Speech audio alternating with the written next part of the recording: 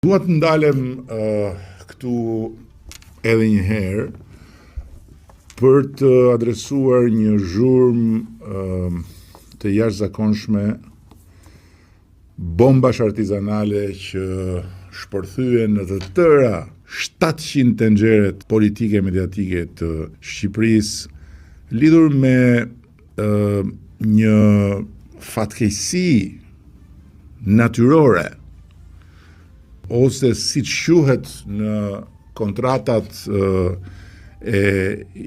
infrastrukturës një ndërhyrje në një force madhore, pra,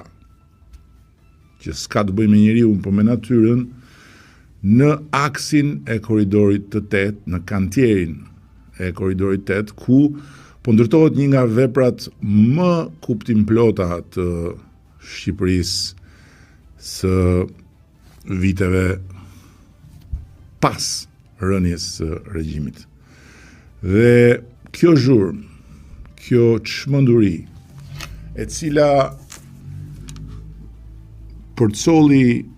në mënyrë këmbgulse në veshët e shqiptarëve mesazhin se ajo rrëshqiter për disa qindra metrash në një aks shumë kilometrësh ishte pasojë e korrupsionit, nuk është asgjë tjetër përveç se pjesë e një zinxhiri tërë histerie që i vjen rrotull këmbëve të Shqipërisë pikërisht në kohën kur Shqipëria është duke kryer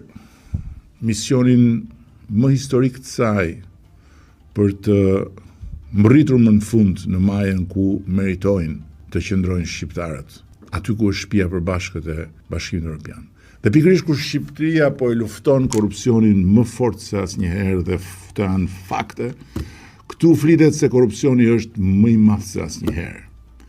Po kaq e vërtetë është kjo sa që është e vërtetë lidhja e korrupsionit me atë rrëshqitje. Zero. Aty ka një gjeologji të vështirë dhe rrëshqitja ka afektuar jo aksin e ri,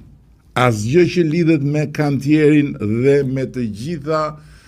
punimet që janë bërë në kantierin përgjatë segmentit rrugës Elbasan-Qafthan, por rrugën e vjetër, në një vend ku terreni malor, formacionet argjilore dhe shpatet e paqëndrueshme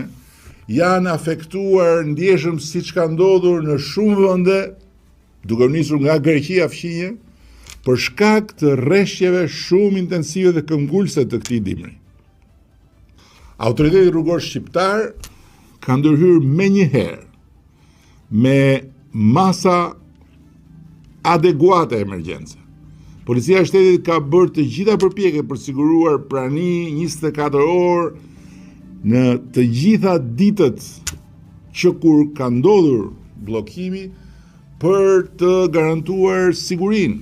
Puna intensive për hapjen e rrugëve alternative nuk është ndalur as një minutë,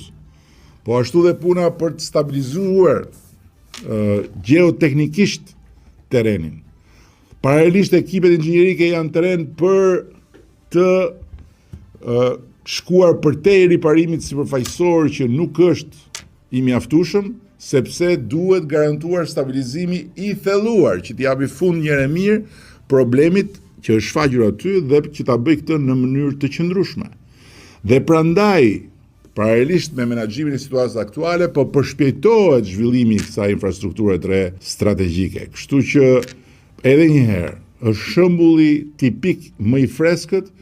i diferencës midis realitetit dhe të vërtetave të një Shqipërie që ngjitet dhe dëshpërimit të atyre që përfaqësojnë Shqipërinë që ne gjetëm në humner dhe që nga humnera ku ndodhen duan ta tërheqin këtë vend poshtë, por nuk kanë për t'ia dalë sepse kjo Shqipëri nuk ndalet.